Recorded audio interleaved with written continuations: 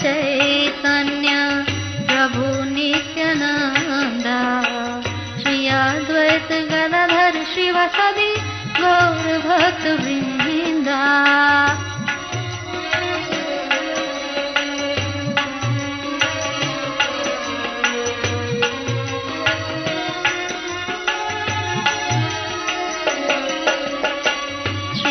कृष्ण चैतन्य प्रभु नित्यानंद श्री अद्वैत गदाधर शिवासादि गौर भक्त वृंद।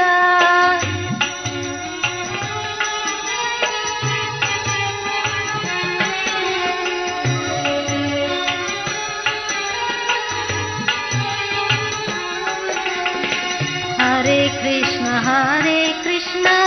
कृष्ण कृष्ण हरे हरे हरे राम राम राम हरे हरे।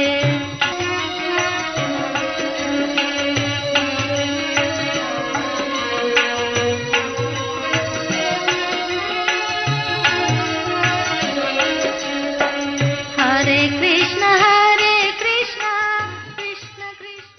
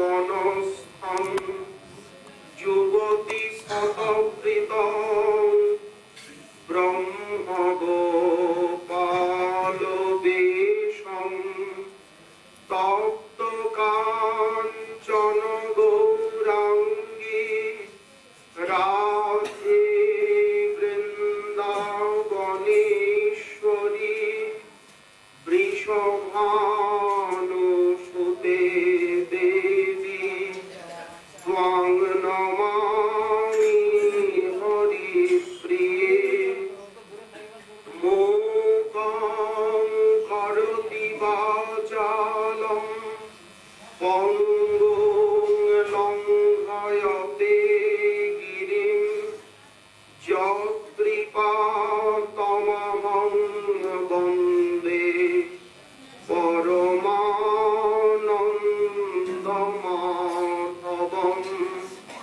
বাঞ্ছা কল্পতরুভ্যশ্চ কৃপা সিন্ধুভ্য এব চ পতিতানাং পাবনেভ্যো বৈষ্ণবেভ্যো নমো নমঃ। হরি ভক্তি পরাজে চ হরিনাম পরায়ণা দুর্বৃত্তা বা সুবৃত্তা বা তেষাং নিত্যং নমো নমঃ। নমো ধর্মায় মহতে নমো কৃষ্ণায় বিভসে ব্রাহ্মণেভ্য নমস্কৃত্য ধর্মাन् বক্ষ্যে সনাতনা নারায়ণং নমস্কৃত্য নরং চৈব নরোত্তমং দেবীং সরস্বতীং ব্যাসং ততো জয়মুদীরয়ে।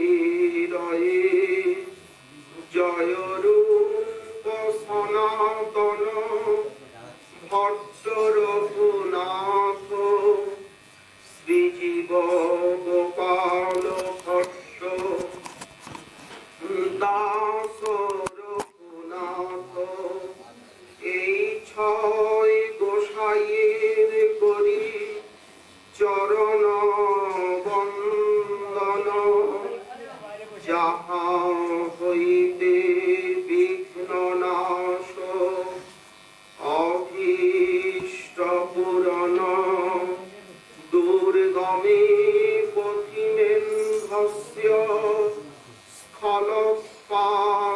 স্থলপাদগতের মোহ সকৃপা জ্যেষ্ঠিদানেন সন্ত সন্ত্য বলম্বনম।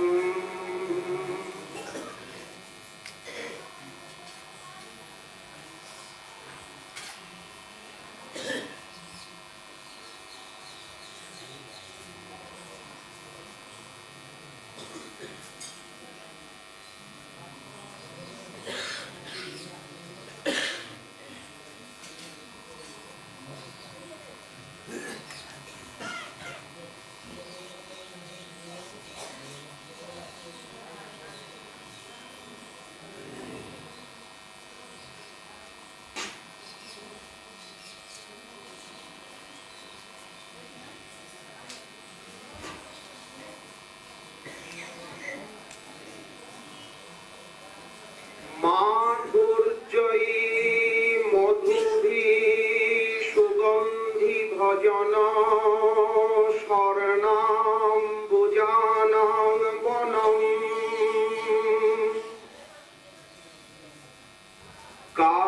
কারুণ্যামৃত নির্ঝরৈরুপচিত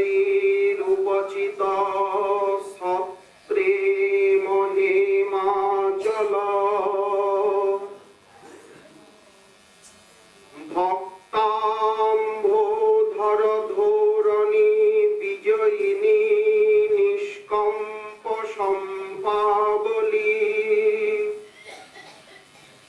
দেবন কুলদৈবতং বিজয়তাং চৈতন্য কৃষ্ণ হরি। কলিযুগ পাবনাবতার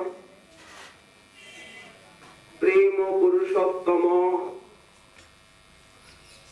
শ্রী শ্রীমন মহাপ্রভুর পরম অন্তরঙ্গ প্রিয় পার্ষদবর্য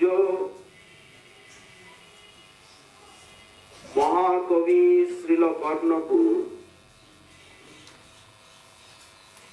তার শ্রী শ্রী চৈতন্য চন্দ্রোদয় নাটকের প্রারম্ভে মঙ্গলাচরণ প্রসঙ্গে নিজ কুল দেবতা শ্রী শ্রীমন মহাপ্রভুর স্তুতি করছেন এই শ্লোকে। মাধুর্যই মধুভি সুগন্ধি ভজন স্বর্ণাম্বুজানাং বনম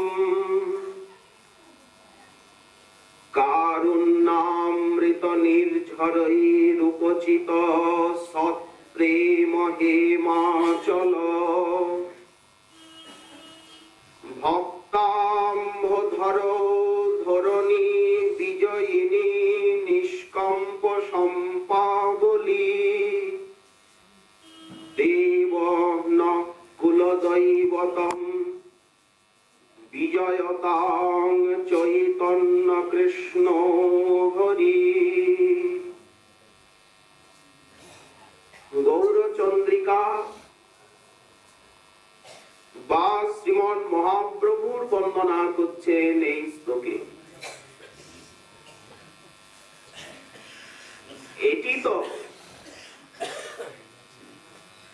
সম্প্রদায় প্রাপ্ত সদাচার যে আপনাকে সপার্ষদ শ্রীমন মহাপ্রভুর বন্দনা করেই আর ব্রজলীলায় প্রবেশ করতে হবে। গৌরলীলাকে অতিক্রম করে ব্রজলীলা নয়। গৌরলীলা সরোবরের ভিতরে অনুগত বা অনুশ্রুত হয়ে আছে কৃষ্ণলীলা।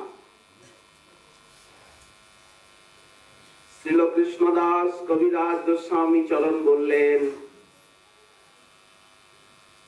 গৌরলীলা যেন অক্ষয় সরোবর, আর কৃষ্ণলীলা তার থেকে প্রবাহিত হচ্ছে যেন নির্ঝরিণী। শ্রীচৈতন্য লীলা হয় সরোবর অক্ষয়। আমাদের মূল আশ্রয় বা নিষ্ঠা কিন্তু গৌরলীলা।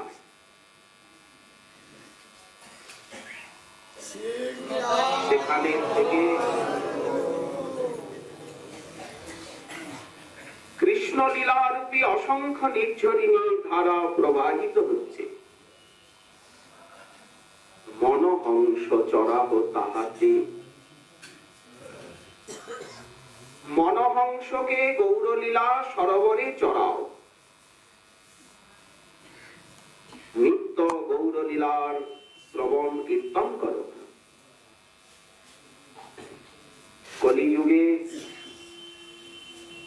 এর থেকে শ্রেষ্ঠ সাধনা আর কি আছে?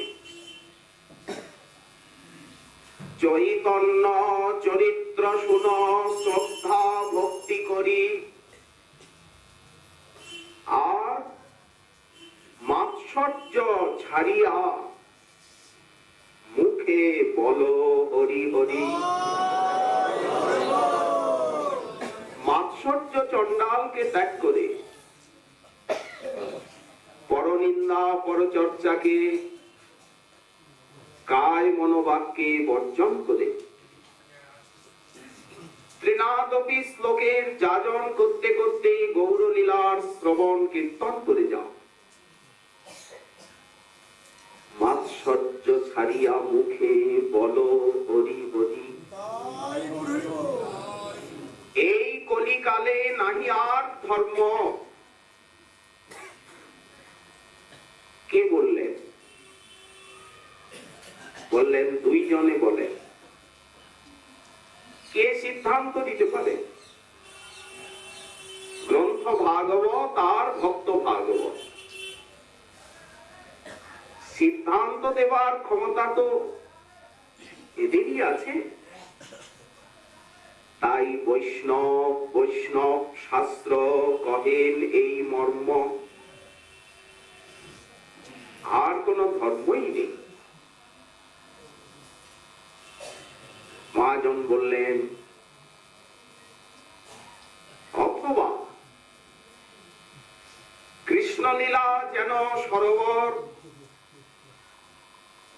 গৌরলীলা যেন সরোবর,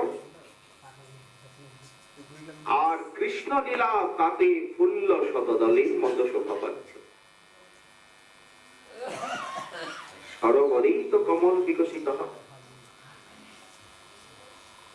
গৌরলীলা রূপী রসের সায়রে প্রস্ফুটিত হয়েছে কৃষ্ণলীলা রূপী ফুল্ল শতদল। ভক্ত হংস কোক মধুবের গণ, আস্বাদিয়া মাতি রহে সর্বকাল। কৃষ্ণ গেলি সুমৃণাল যাহা পাই সর্বকাল, ভক্ত হংস করয়ে আহার। ভক্ত রাজহংস কুল সেই সরোবরে বিহার করেন, যেখানে কৃষ্ণ কেলি রূপী সুমৃণাল রয়েছে। রাজহংসের অতি প্রিয় খাদ্য হচ্ছে মৃণাল। এই জন্য আমাদের পরম্পরা প্রাপ্ত সদাচার, দেখুন, আপনি হরে কৃষ্ণ মহামন্ত্র জপ করবেন, তার আগে আপনাকে এক গ্রন্থি পঞ্চতত্ত্বের নাম জপ করতেই হবে, তবে মহামন্ত্র জপ। গৌরলীলায় কেমন নিষ্ঠা! আপনি কৃষ্ণ মন্ত্র জপ করবেন, আগে গৌর মন্ত্র জপ করতে হবে। অর্চনা আগে মহাপ্রভু,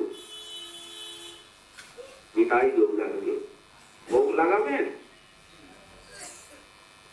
আগে নবদ্বীপ লীলার ভোগ লাগবে, নিতাই গৌর সীতারা।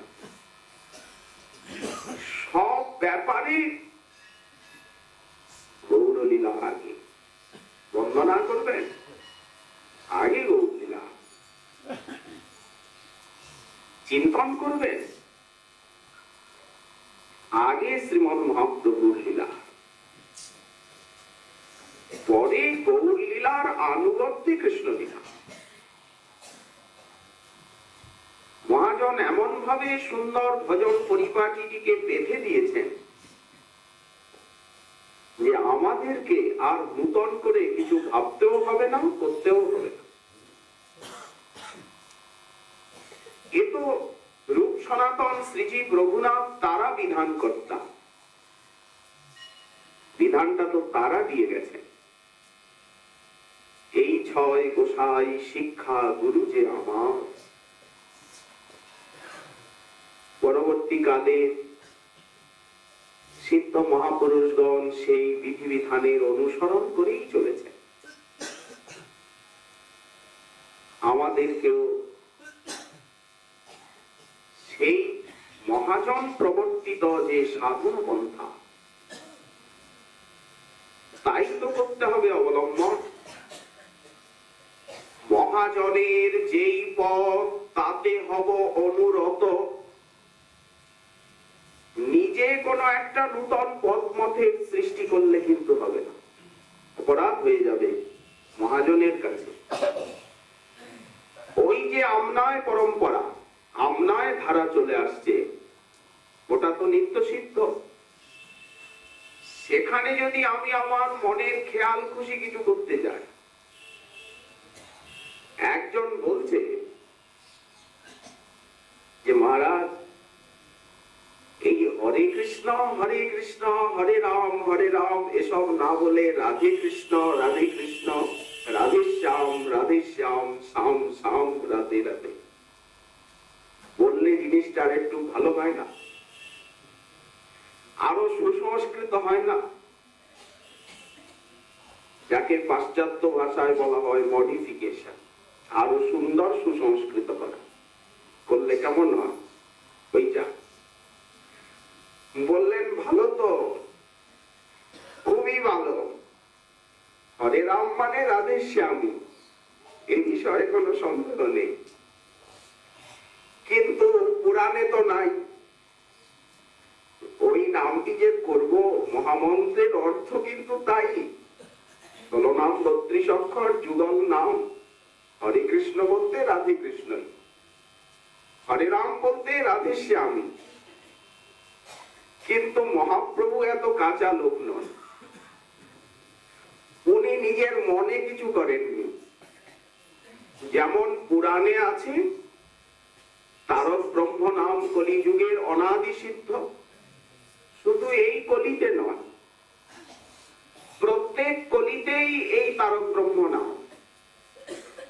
4 যুগের 4টি নাম পুরাণে আছে, কলি সন্তরণ উপনিষদে আছে। শ্রীমন মহাপ্রভু সেই নামকে হুবহু দিয়েছেন। সর্বশক্তি নামে প্রভু করিলা সঞ্চার, আমার দুর্দৈব হেন নামে নাহি অনুরাগ। নূতন করে তো কিছু করলেন না। শ্রী চৈতন্য মুখোদ্গীর্ণা হরে কৃষ্ণেতি বর্ণকা, মজ্জয়ন্তং জগৎ প্রেমী বিজয়ন্তং তদাউভয়া। মহাপ্রভু কি নিজে জানতেন না যে হরে কৃষ্ণ না বলে রাধে কৃষ্ণ বললে বেশি ভালো হয়? কিন্তু তিনি তো তা করেননি। সর্গস্বামী পাদ তা করেননি। পরবর্তীকালে সিদ্ধ মহাপুরুষগণ তা করেননি। এখন আমি যদি কিছু একটা নতুন করতে চাই তাহলে কি হবে? তাদের যে আনুগত্য সেটা গেল, স্বতন্ত্রতা হয়ে গেল। স্বতন্ত্রতায় কিন্তু সিদ্ধি মিলবে না। তাই মহাজনের যেই পথ তাতে হব অনুরত, পূর্বাপর করিয়া বিচার।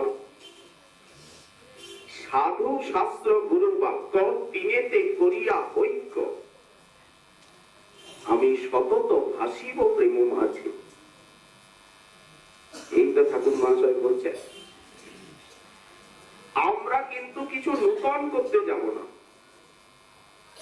ভজন শব্দের অর্থই হচ্ছে দোহারি করা।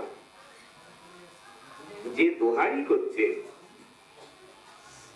সে কিন্তু যে মূল গায়ক,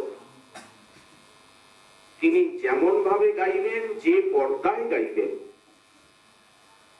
সেইভাবে গাইতে হবে। উনি বলছেন স্যার, আমি বললাম নি, তাহলে কিন্তু তাল কেটে গেল। তেমনি পূর্বাপর করিয়া বিচার।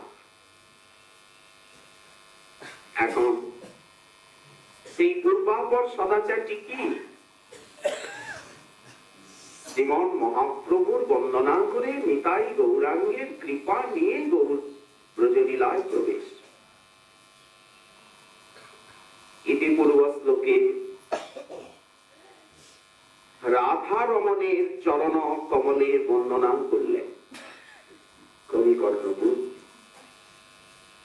গোপী নাম শেষে রাধা নাম, গোপী বল্লভ রাধা বল্লভ,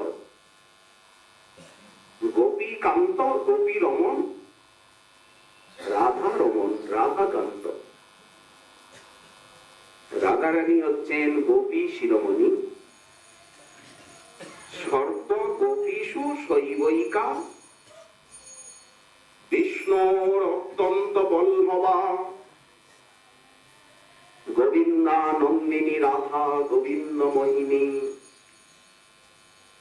গোবিন্দ সর্বস্ব সর্ব কান্তা শিরোমণি। উমা রমা রুক্মিণী, রাধা অবতার সবে আমনায় বাণী। যস্যাংসে লক্ষ্মী দুর্গাদি সত্তয়। রাধারানীর চরণে যদি কেউ শরণ নেয় তাকে আর উমারও আরাধনা করতে হয় না, রমারও নয়, রুক্মিণীরও নয়, কোন দেবীরই নয়। কেন? বললেন তিনি হচ্ছেন মূলা শক্তি, স্বরূপ শক্তি বলিয়সী। তাই রাধা রাধারমণের চরণ কমল নম অস্মান পাতু, আমাদিগকে রক্ষা করুন। কেমন সেই চরণ, তার মাধুর্যের বর্ণনাও দিলেন। যখন সেই চরণ ব্রজবালা বক্ষে ধারণ করেন, তখন মনে হয় যেন রক্তোৎপল লাল কমল, রক্তোৎপল সমতবে হয় কৃষ্ণ পদার বৃন্দ, চরণ কমল দেখি জুড়ায় তপত আখি। চরণ কমল দর্শনে তপত আখি জুড়িয়ে যায়, মনেতে লাগিয়া যায় ধন্ধ, মনে ধাঁধা লেগে যায়। কি ধাঁধা? চন্দ্র ইন্দি বড় আর চন্দন কর্পূর সার বেনামূল আদি সব যিনি। ব্রজবালা যখন গোবিন্দচরণ দেখেন, তখন মনে হয় একই চন্দ্র, একই নীল কমল, নাকি উদীয়মান সূর্য। যখন স্পর্শ করেন, তখন মনে হয় একই চন্দন, একই বেনামূল, এত সুমিষ্ট সৌরভ, সুরভিত সুশীতল কৃষ্ণ পদ যুগল, তার গুণ কহিতে কি জানি। ওই চরণকে নিয়েই তো সাধনা। অদ্বৈব বিশতু মানসরাজ হংস। মহাজন বললেন, হে মন, কৃষ্ণ চরণ কমলের মক্ত মধুকর হয়ে যা, যেন মনটি ওই চরণ ছেড়ে আর কোথায় না যায়, পড়ে থাক ওই চরণে মিশি মিশি। আবার বললেন, মন রূপী রাজহংসকে আবদ্ধ করতে ওই চরণ যেন পিঞ্জরা, খাঁচা। রাই কুচ সুখ সঙ্গ তাহাতে যাহারও রঙ্গ, তাহা লাগি সদা লোভান্বিত। সেই চরণ আবার কোথায় বেশি শোভা পায় বলুন তো? যখন রাধারানী সেই চরণ বক্ষে ধরেন, তখন সেই চরণের এত শোভা বেড়ে যায়। চরণ চায় সতত রাধার পুরজ যুগলীর সঙ্গ। রাই করে সুলালিত। বৃষভানুনন্দিনী যখন সেই চরণকে সম্বাহন করেন, তখন কেমন শোভা হয়? রাই করে সুলালিত, রাই কুচে সুমিলিত, অপূর্ব শ্রী কুমকুমে চর্চিত।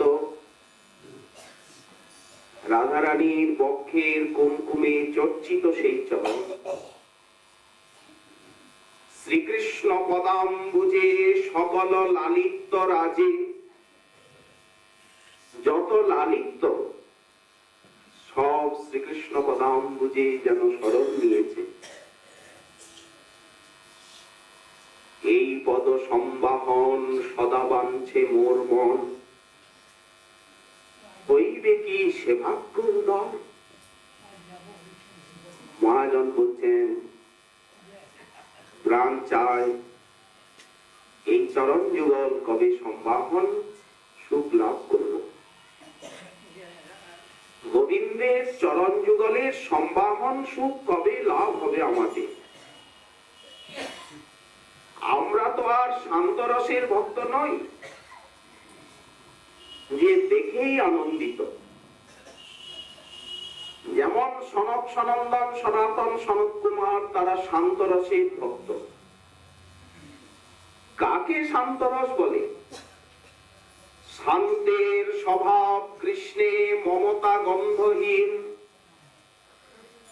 যাদের ইষ্টে নিষ্ঠা আছে, বিষয় তৃষ্ণা নেই, কিন্তু সেবা কি নেই? তাহলে যে ভক্তিতে সেবার প্রতি আকর্ষণ নেই, সেই ভক্তিটি হচ্ছে শান্ত ভক্তি, দেখে আনন্দ, কিন্তু সেবার জন্য বুক কাঁদে না। কারণ সেবার থেকেই প্রারম্ভ হলো দাস্য ভক্তি। দাসের ধর্মই হচ্ছে সেবা। সেবা করি সুখ দিব এই মাত্র চায়। মাধুর্য আস্বাদনকৃত সেবার ভূমিতে আপনা আপনি হবে। যেমন দারুক, তিনি ব্যজন করছিলেন বৈকুণ্ঠনাথে, এত মাধুর্য, আত্মহারা হয়ে গেছেন দর্শন করতে করতে। হঠাৎ হলো কি স্তম্ভ ভাব এসে গেছে, ব্যজনীটা হাতের থেকে খসে পড়ে গেল। প্রেমানন্দ এসে সেবানন্দকে বাধা দিল। যদি কখনো প্রেমানন্দ এসে সেবানন্দকে বাধা দেয়, সেই প্রেমানন্দের প্রতি ভক্তের রোষ হয়। ঠাকুরের শৃঙ্গার করছেন আপনি, সেই সময় এত চোখের জল পড়ছে যে আপনার শৃঙ্গার করতে দেরি হচ্ছে, তখন আপনি চোখের জলকে কি প্রশংসা করবেন? প্রভুর সেবায় বিলম্ব হচ্ছে। তাহলে প্রেমানন্দের থেকে সেবানন্দ শ্রেষ্ঠ। ডুবে যাওয়া বড় কথা না, ডুবে গিয়ে আত্মহারা হওয়া বড় কথা নয়, সেবা করে প্রভুকে সুখী করা এটি বড় কথা। কারণ সেবানন্দটা তার, আর প্রেমানন্দটা বলে নিজের আনন্দ প্রভুর, সেবানন্দের কাছে গৌণ। দেখুন ভক্তি জগতের বিচার কত সূক্ষ্ম। তাই দারু নিজেকে ধিক্কার দিচ্ছে। আমাদের সিদ্ধ কৃষ্ণদাস বাবা গোবর্ধন বাস্তব্য একদিন মধ্যাহ্নকালে মানস গঙ্গায় স্নান করতে এসেছেন। যারা সিদ্ধ পুরুষ তাদের কিন্তু এই দেহটা থেকেও নেই। দেহ আছে, দেহের স্মৃতি নেই, ভুলে গেছেন এই দেহকে, ভুলে গেছেন এই জগৎকে। অনেক কষ্ট করে মনটা দেহেতে আনতে হয়, কিন্তু মন দেহ ছেড়ে জগৎ ছেড়ে পালিয়ে যায়। এইটাই সিদ্ধির লক্ষণ। তো উনি মনে মনে সেবা চিন্তা করছে, চিন্তা নয়, জাতরতি দশা অব্দি চিন্তা করতে হয়, তারপরে সেগুলি স্বাভাবিক হয়ে যায়। যেই ভাবস্তরে বা রতিস্তরে সাধক পৌঁছে গেলেন, তখন তাকে বুদ্ধিপূর্বক আর চিন্তা করতে হয় না, চিন্তনটি হয়ে যায় স্বাভাবিক। চিন্তন নয়, তিনি লীলা ছবির মতো দর্শন করেন। কখনো হাসেন, কখনো কাঁদেন, কখনো কথা বলেন, লোকে ভাবে পাগল। হঠাৎ উনি কাঁদছেন, আর চারিদিকে অপূর্ব সৌরভ।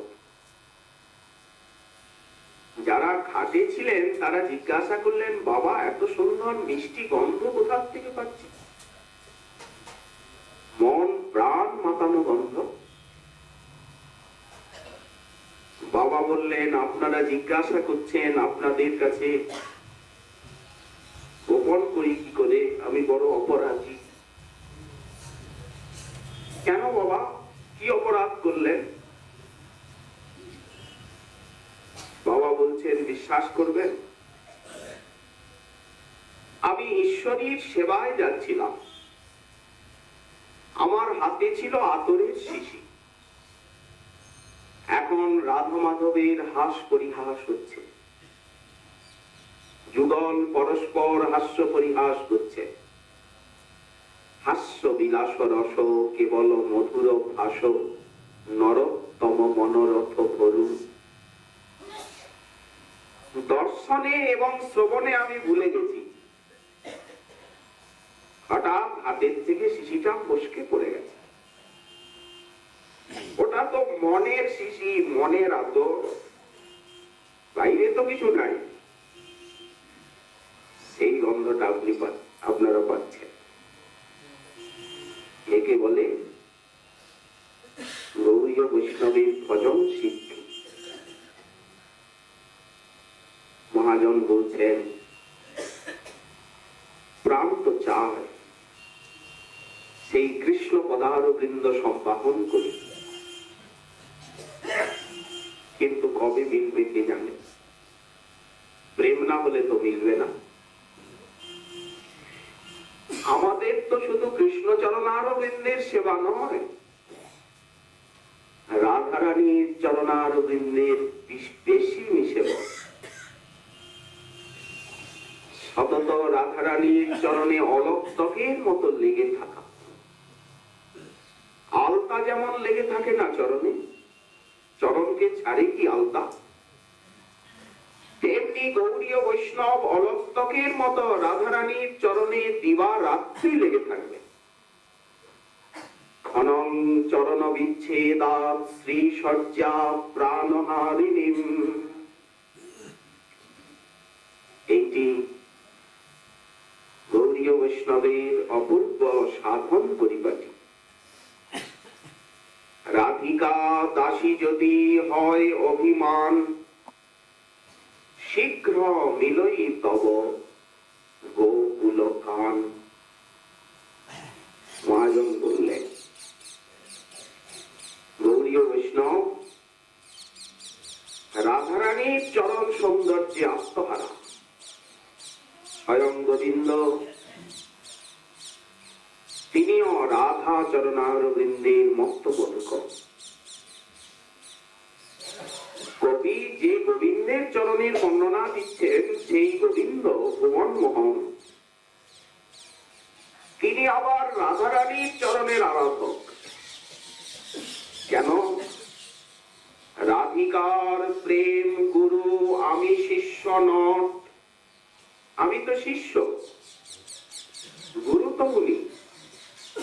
সদা আমার নানা নৃত্যে নাচাই উদ্ভব। সেই চরণ অশ্রু জলে গোবিন্দ ভিজিয়ে দেন, আপন উত্তরিয়ে মোছেন, নিরখি নিরখি অবিরাম। সেই চরণে অতি সোহাগ ভরে অলক্তক রস রঞ্জন করেন। সেই চরণ গোবিন্দ নিজের বুকে ধরে। এত মধুর রাধা চরণ। মানিনী রাধার চরণে দেহি পদ পল্লব উদারম বলে প্রণাম জানান। পাদ স্পর্শ প্রণতিভি। সেই চরণে মাধবী মালতী কুসুম নিয়ার পুষ্পাঞ্জলি অর্পণ করেন। তখন তিনি রসিকেন্দ্র মৌলি রসবৈষ স্বয়ং ভগবান পদবী প্রাপ্ত হন। এই রাধা রমণেরই আরাধক গৌরীয় বৈষ্ণব। যখন নিকুঞ্জ মন্দিরে শ্রী শ্রী রাধা মাধব পুষ্প সজ্জায় শায়িত হন, তখন রাধা কিঙ্করীগণ সেই চরণ তলে বসে যুগলের চরণকে কোলে নিয়ে আর কত সোহাগ ভরে সম্ভাবন করেন তো। মনে হয় যে রাধা কিঙ্করীর যে ক্রোধ, এটি যেন সিংহাসন, তারা যেন পূজারিণী, আর সেব্য বা আরাধ্য যে নৈচর।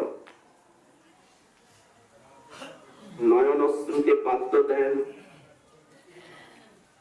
পুলক মুকুলে অর্ঘ্য দান করেন ওই চরণে।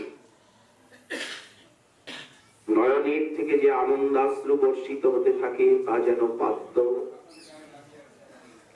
সেই চরণ স্পর্শে যে পুলকিত হয় তনু, সেই পুলক যেন অর্ঘ্য, আর শ্রীহস্ত যেন পুষ্প বা কমল, আর নখমণি যেন দীপমালা, আর তাদের নিঃশ্বাস যেন ধূপ সৌরভ, তাদের উরজ যেন নৈবেদ্য।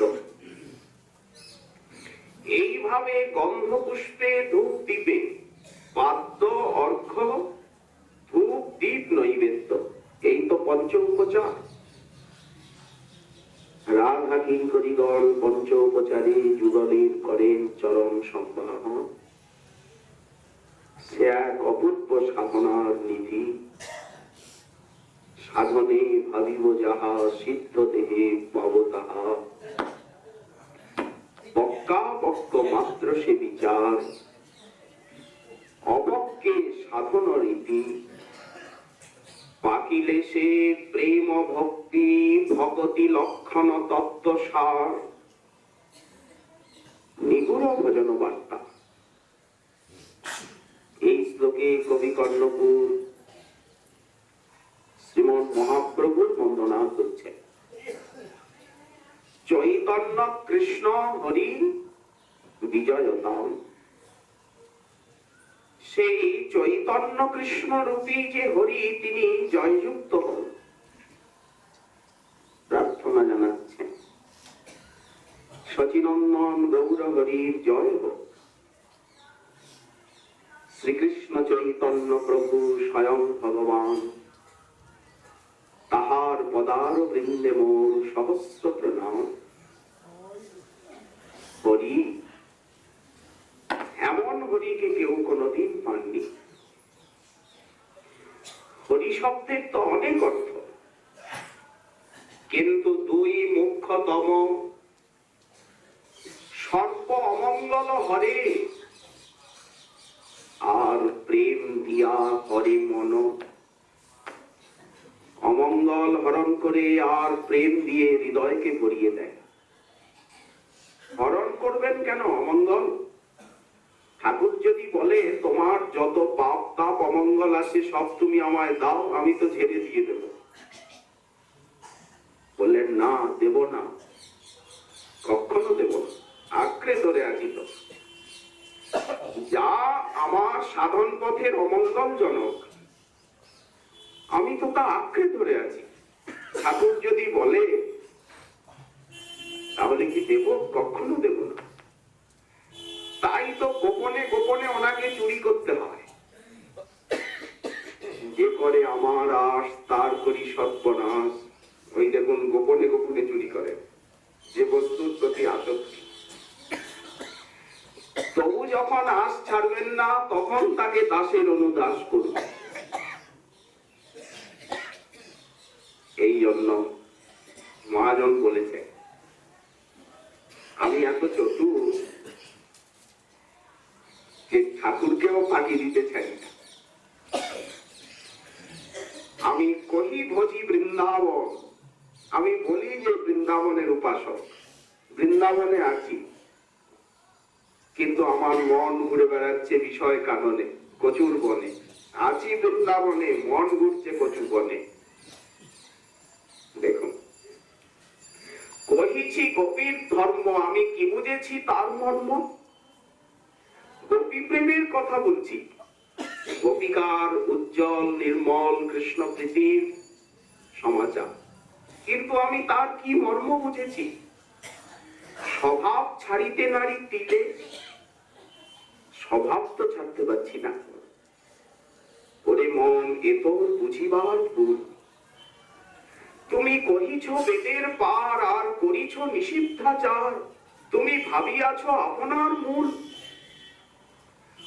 প্রেমানন্দ দাস ঠাকুরের মনশিক্ষা এক অপূর্ব সম্পত্তি। এত স্পষ্ট ভাষায় তিনি বর্ণনা করেছেন, হে মন, তুমি ভুল বুঝছো।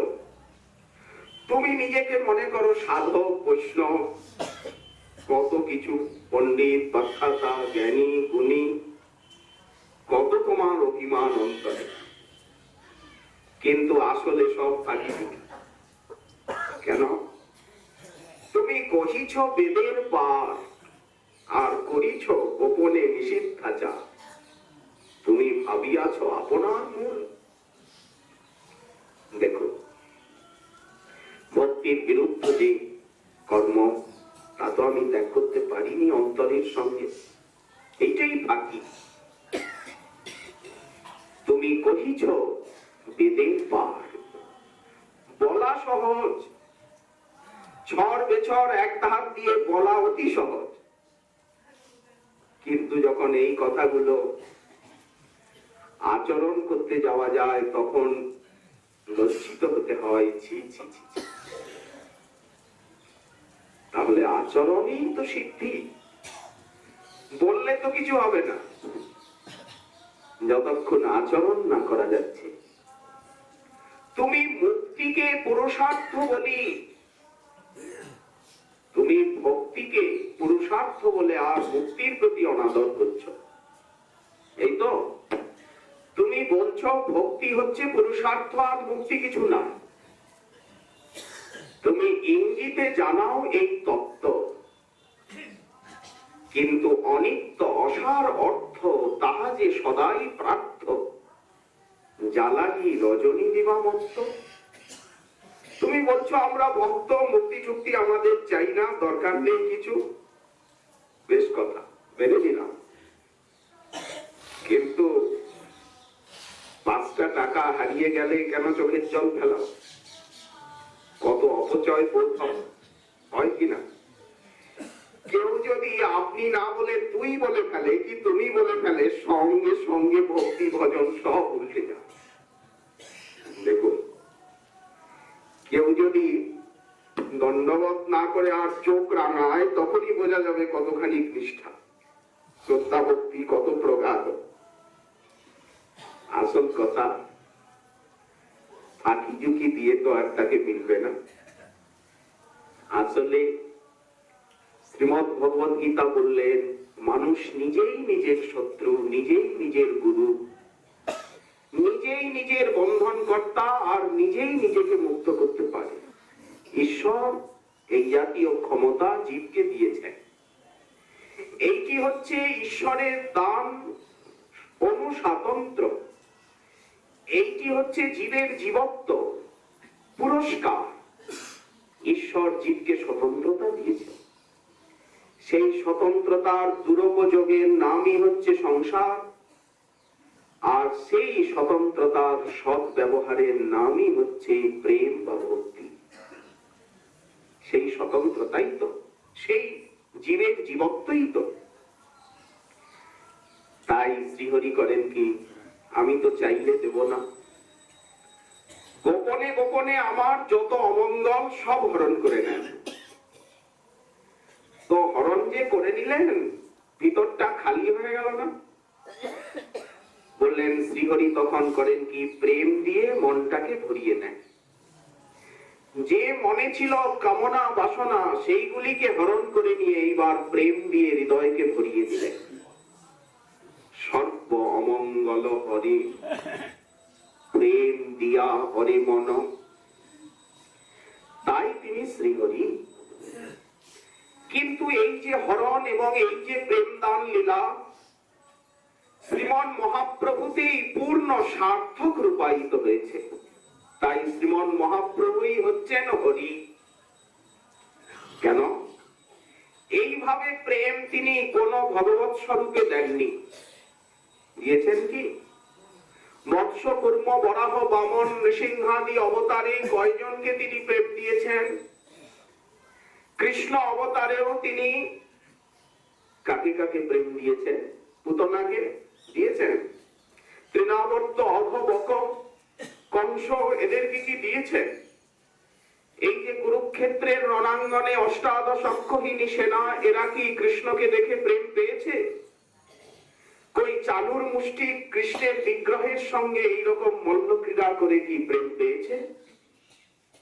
হেন প্রেম শ্রী চৈতন্য দিলা যথা তথা, জগাই মাথায় পর্যন্ত অন্যের কথা, অত্যন্ত নিগুড় প্রেম দুর্লভ ভান্ডার, আজ বিলাইলা যারে তারে না কইলা বিচার। পশু পক্ষীকে প্রেম দিয়েছেন, সিংহ ব্যাঘ্র কেঁদে লুটায়, আজ বৃক্ষলতা প্রেম পেয়েছে ঝাড়িখণ্ড পথে। বৃক্ষলতা সিংহ ব্যাঘ্র ভক্তি গন্ডার, তারা প্রেম পেয়ে আর আনন্দে আত্মহারা হয়ে শ্রী গৌরহরির পিছনে পিছনে চলেছে। একদিন পথে ব্যাঘ্র করিয়াছে শয়ন, আবেশে প্রভুর কি হলো, উনি তো বনপথ, সেই সর্পিল ছোট্ট বনের পথে অবিরাম হরে কৃষ্ণ হরে কৃষ্ণ বলতে বলতে চলেছেন। বাঘ শুয়েছিল, একদিন পথে ব্যাঘ্র করিয়াছে শয়ন, আবেশে তাহার গায়ে লাগিল চরণ। প্রভু চমকে উঠলেন, উনি তো প্রেমন্মত্ত ছিলেন। কে পথে, কে? কৃষ্ণ কহ, কৃষ্ণ কহ।